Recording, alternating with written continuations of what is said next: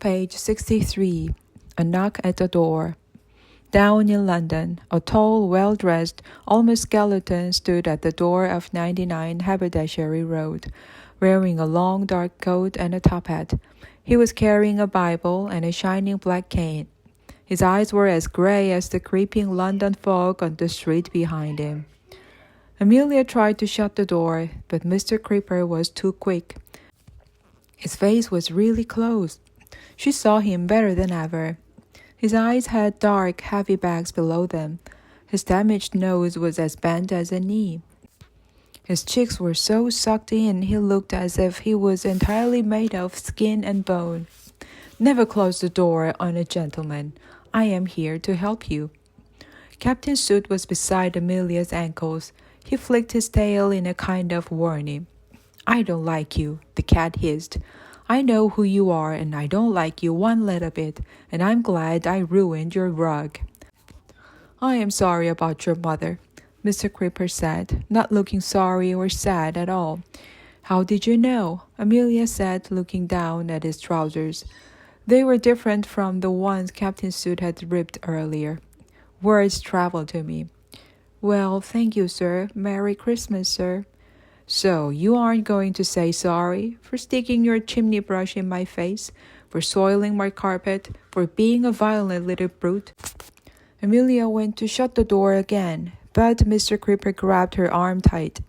Go away and leave me alone, you smell fungus.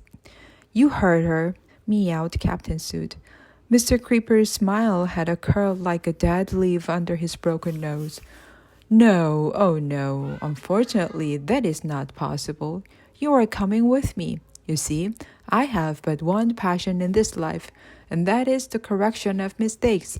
And your mother wants me to correct you. She told me that you have too much of your father in you. Amelia knew her mother would never have spoken about her father in that way. It's my calling. At the working house, we teach discipline.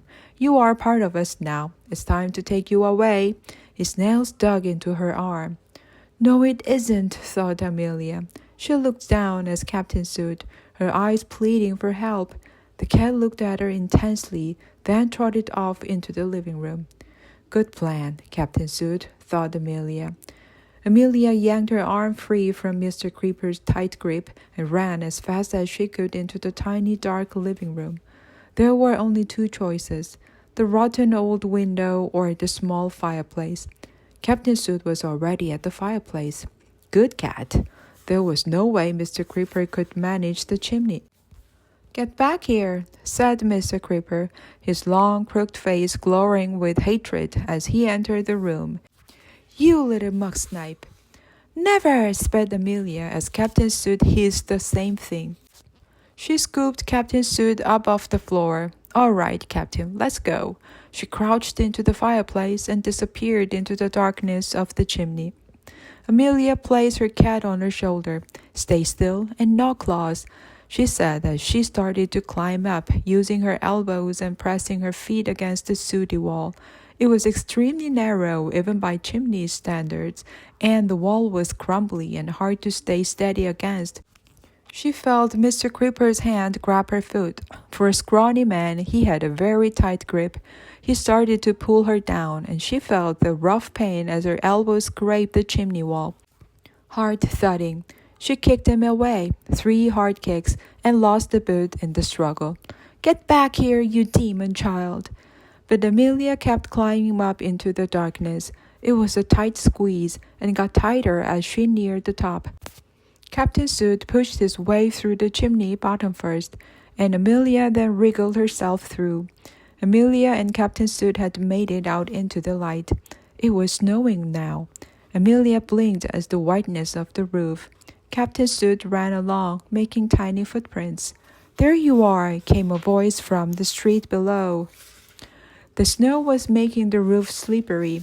Even though she wasn't a cat and even though she had only one boot on, Amelia managed to run along the ridge on the top of the roof without falling. It was a long roof, but eventually it ended, and she had to jump onto the next row of terraced houses. After you, said Amelia. Captain Soot jumped and made it easily. Then Amelia jumped, and she made it, less easily. A group of carolers stopped singing. Silent Night, and stared up at her. Breathless, she looked down to the street and saw Mr. Creeper walking fast with his cane. She loved her mother and knew she had thought she was doing the best, but her mother hadn't understood how horrible Mr. Creeper was. Amelia's mind was a storm of fear and panic and howling sadness. Ah! She lost her footing and slid down the other side of the sloping roof. She caught hold of something, hard and wet and slippery. She didn't know what, but then she lost hold of it, and she was falling and landed flat on her back. Looking around, she realized she was in somebody's backyard. Captain Soot ran after her and jumped and landed on her stomach. "It's all right," he told her in a language of cats. "You can do this." And Amelia understood him, really understood him. Amelia and Captain Soot got up and ran through the yard and into the passage behind the houses. They came out onto India Street and heard the distant carolers singing "Good King Wenceslas." Amelia looked behind and saw no sign of Mr. Creeper. She ran fast into the unknown future. Page 70. Father Vodol and his long words. Father Christmas stood beside his broken sleigh as his oldest reindeer companion, Blitzen, came up and nuzzled him. "It's all right, Blitzen." The elves were all standing in the snow, eating emergency gingerbread for comfort, waiting for Father Christmas to say something. So he did. "Well," he smiled, "this has been a very unusual Christmas Eve, but it could be worse. Let's try and look on the bright side." Bright side? An elf in a black tunic with a long dark beard and thick bushy eyebrows scowled. "There is no bright side. It is a catastrophe, a calamity of epic proportions, a cataclysm, a ruination, a apoplex." Father Christmas sighed. Trust Father Vodol to try and bring everyone down further, while also showing off some very long words. Father Vodol was the elf who knew the most words. He knew all 76 million elf words, and sometimes even made some up, just to confuse people and sound really clever. Popoplex wasn't a real word. Father Christmas was sure of it. Noosh noticed Father Vodol's footprints in the snow. He had been walking from the west, from the hills, which was strange, as he was normally at the daily snow office on Christmas Eve. Father Christmas forced a smile. "Come now, Father Vodol, there is always a bright side. Look, the trolls have gone. We are all safe. Obviously, we will have to find out why this happened. And we will. We will. But that is not for today. Yes, there were some injuries, but we have incredible healthcare workers seeing to those Dr. Dreddle is on hand. And we have the reindeer. Some buildings are still standing. Well, the daily snow is still standing. Those who have lost their homes can sleep there as we rebuild or stay at my house. My bed can sleep about 11 elves at least, and I could always sleep on the trampoline. But we must remember it is Christmas Eve, and we have work to do." A gasp spread through the crowd. Even Blitzen seemed doubtful, and gave a snort to show just how doubtful he was. "Christmas? Christmas?" Father Vodol scowled. "You must be joking. There can't be a Christmas now." "Hooray!" said Little Mim, who didn't quite understand and just liked hearing the word Christmas. "Daddy, it's Christmas!" Humdrum nodded and closed his eyes and tried to calm down by thinking of gingerbread. Then Father Vodol stepped forward and muttered in a low voice, "It's impossible." The crowd of elves gasped, and parents put their hands over the ears of the little ones. "Father Vodol, please, no swearing." "There are children present," said Father Christmas before continuing to address the crowd. "I understand that it looks difficult, but I was once told by a very wise elf that there is no such thing as that word, and every human child in the world is depending on us tonight. We have to give them magic." "I'm afraid Father Vodol might be right," said Father Topo. The elves seemed baffled. There are no toys. There is no sleigh. Father Christmas nodded. Yes, there are concerns. He looked at the smashed-up sleigh. The sleigh needs a bit of work, but we have the reindeer, and my good self, and the infinity sack, and there will be a whole world of hope. Every human child in the world will be filled with joy and excitement today. Later, when you look at the sky, you will see the hope glowing in the air. The northern lights will be shining brighter than ever before. Not to be a party pooper, said Mother Breer, the belt maker, but if that was the case, then none of this would happen in the first place. Father Christmas felt the paper in his pocket, the letter he'd gotten from Amelia Wishart. Amelia had been the first child he'd ever given presents to. He looked at Father Topo, who reached up and put his hand on Father Christmas's back, or tried to. He could only really reach his bottom, which was a bit awkward. Come on, elves, said Father Christmas. You are elves. We've at least got to try. The humans need us. Now, any questions? Little Mim put up his hand. Yes, Little Mim, said Father Christmas. Fire away. Can you speak or dance? Asked Little Mim. A few elves laughed. It was nice to think of speckle dancing on such an otherwise miserable day. Speckle dance? Well, I've never seen you speckle dance, the little elf went on. Little Mim whispered Noosh, I don't think this is the time for such a question. Little Mim, I am not an elf. Look at me. Look how tall I am. Look at my big belly. Yes, I was trim-wicked, but I still think speckle dancing is best left to elves. Little Mim looked sad. His smile faded. Even his pointy ears seemed to droop a little. Speckle dancing is for everyone, chirped Little Mim. That is the point of speckle dancing. Father Christmas thought hard. If there was a chance of cheering the elves up, well, why not? And then, to polite applause, he took a deep breath and started to move. It turned out that Father Christmas was really quite a good speckle dancer. Right, he said, out of breath. Once he had finished, shall we try and save Christmas? I'll try, came the same small voice from the front. Why, thank you, Little Mim. Anyone else? Noosh raised her hand, and Father Topo. A few others did too. But Father Christmas had never seen the elves look so miserable. Right, super, wonderful. He patted Blitzen for comfort and looked over toward the mountain, thinking of the human world beyond and hoping for the best. Page 76. Running. Amelia had run and run. She ran west without thinking, letting Captain Soot lead the way through the dark of night. She followed his white-tipped tail like words chasing an exclamation mark. After a while, she realized it would be easier to run with no boots than with one boot. And so she took off her boot and left it on the pavement. She was crying as she ran, passing all the cozy houses with their curtains drawn and with Happy Christmas Eve families sleeping inside. She thought of all the children who would wake up tomorrow and be happy with the toy soldiers or china dolls in their stockings. She had no idea what to do or where to go. The old woman who sold roasted chestnuts was pushing her cart along the street. She had a kind face. Excuse me, miss, said Amelia.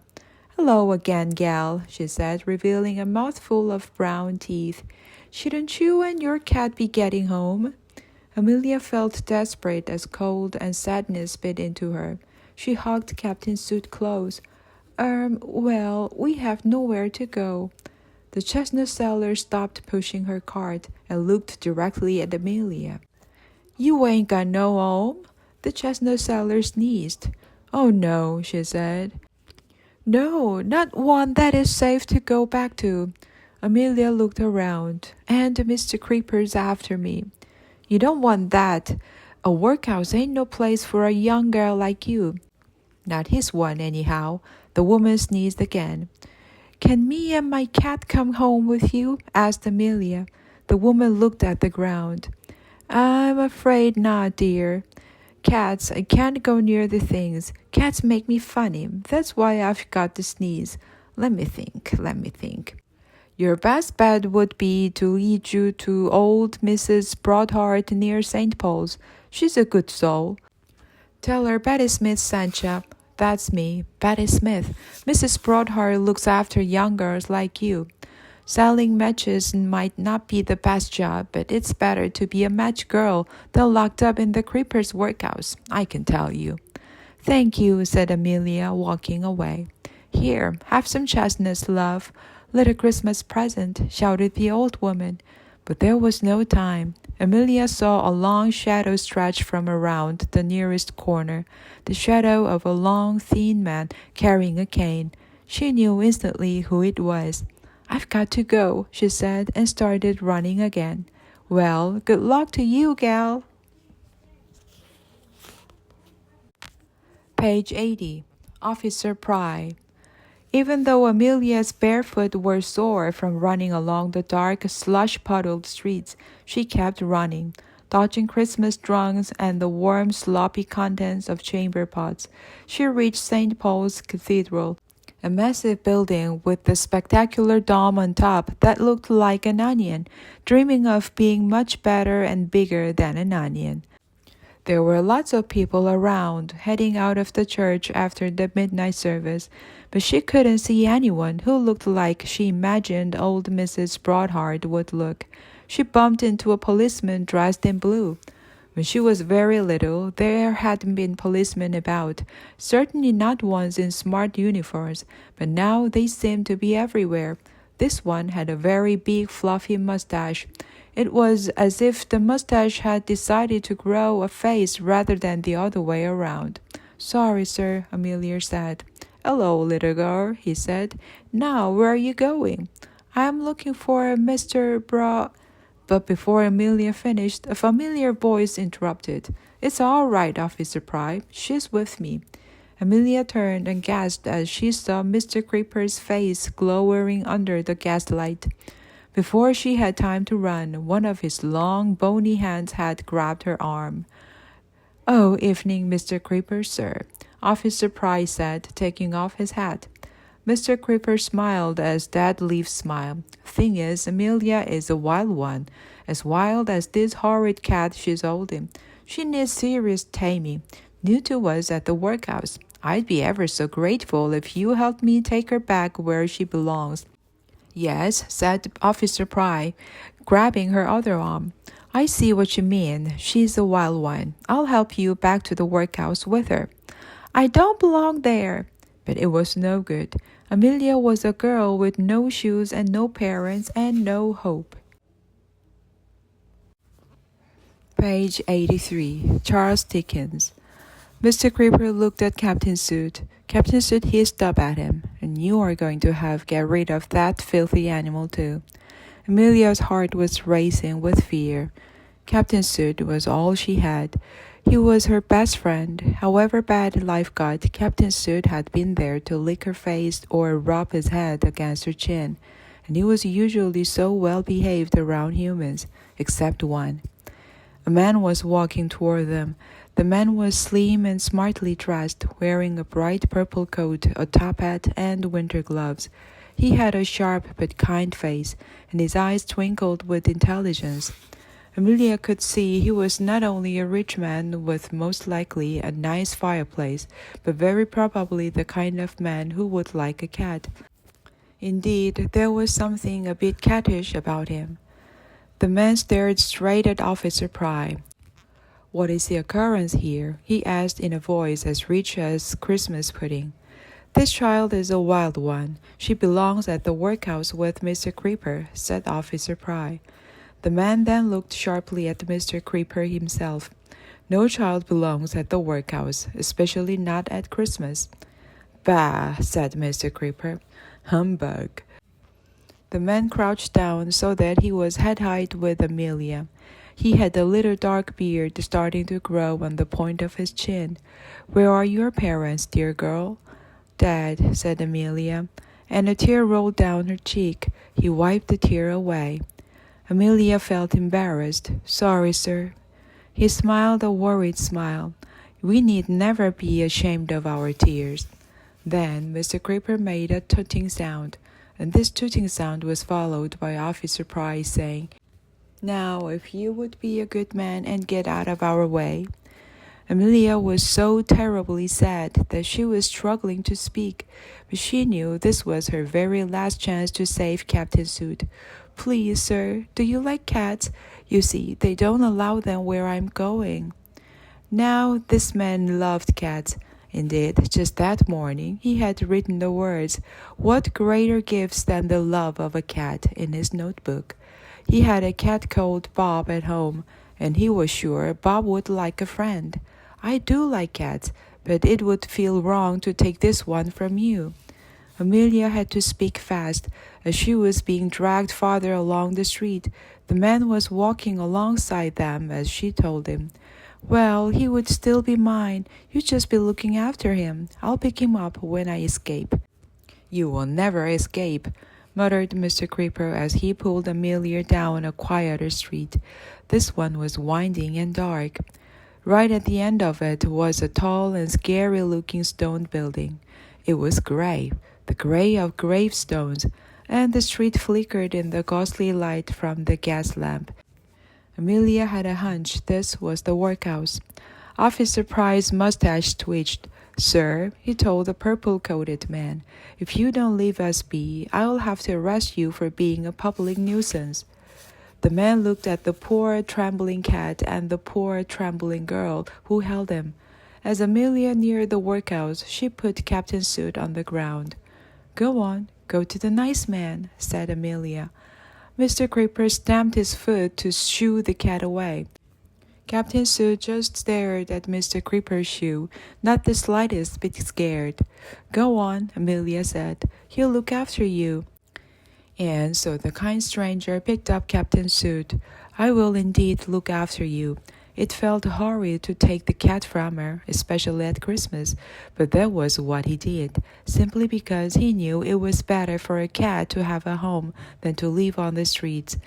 "And when you get out of the workhouse, you can come and get him. He'll be with me at 48 Doughty Street in Bloomsbury." "He likes fish," said Amelia desperately as she was pulled closer toward the workhouse. "Then he shall have the best sardines every single day. And his name is Soot, and he is a captain."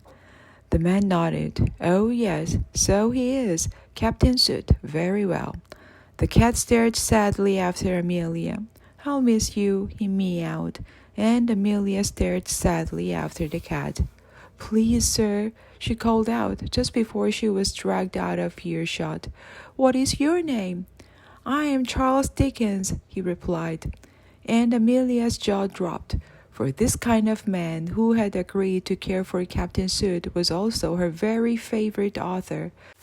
Father Christmas had given her his story Oliver Twist last year, and it was the gift that she treasured above all the others.